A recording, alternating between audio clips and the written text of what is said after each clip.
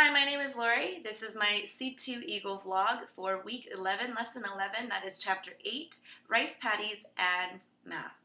This week the students are asked to redesign a math program for underperforming students. And there's 3 areas that the students have to focus on. So creating a math program, a motivation strategy, as well as a numbering system.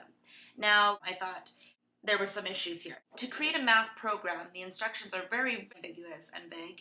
And in the CSLP book, the ID8 section has only asked the students to pick from addition, subtraction, division, or multiplication, and then figure out a way to develop a lesson and teach that to underperforming students. Now, it didn't specify what culture these underperforming students come from, which I think does play a factor into creating that lesson, a motivation strategy, as well as a new numbering system. So I want them to focus more on the lessons of this chapter and the links between numbering systems, language, culture, work ethic. So I revamped the project a little bit. I'm asking them to create a proposal to improve the math abilities of Western students. Creating a system where help these 21st century learners to get into college easier and be more prepared for a career. So I've gotten these ideas from the Topical Expressions in the CSLP book.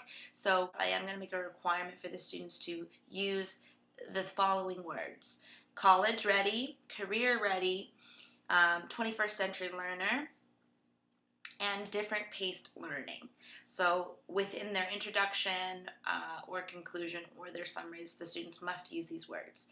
The students must develop a numbering system and a motivation strategy.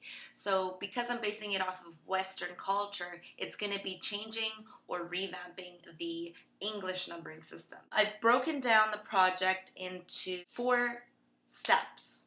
So step 1, I'm actually going to start with the first personal project, which is the numbering system project on the 3rd page of the CSLP book. So in that personal project, I just asked students to write down a sequence of 7 numbers and then practice memorizing them. That kind of prompts the discussion for which language was easier to memorize the number sequence in, English or their native language, which is Korean.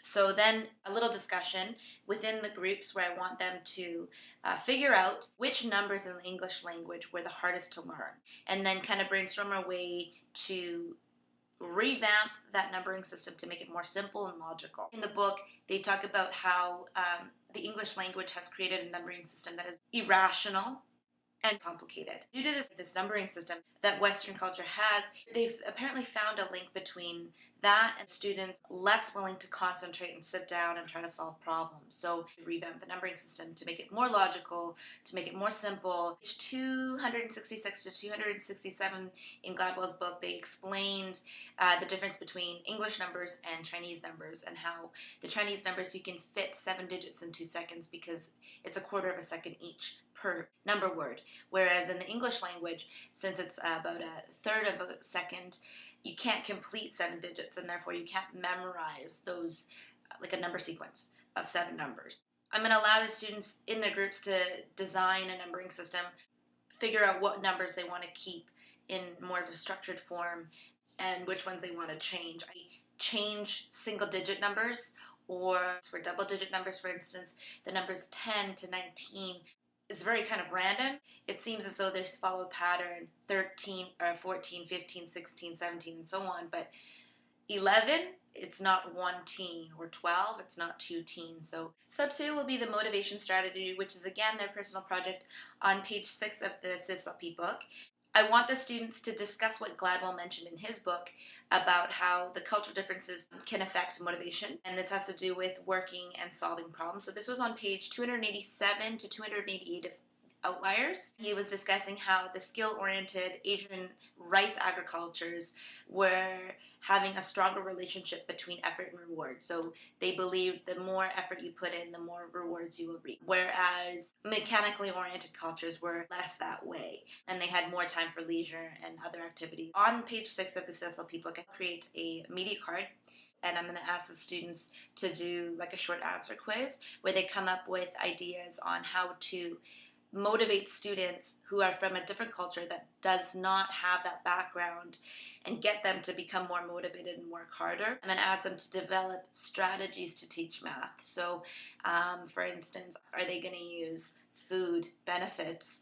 Will they somehow incorporate technology and social media? Or will they create like a punishment system, a mandatory going to math academy, government policy? From there, I'll ask the students to pick the best ideas, and that will be incorporated into their final project. Step 3 and 4 can occur at the same time. So step 3 is going to now be the filming. So I'm going to ask them to create a video where the students have to be like mock teachers, and they're going to simulate their new numbering system, and also they're going to give tips on how to motivate students who lack the motivation.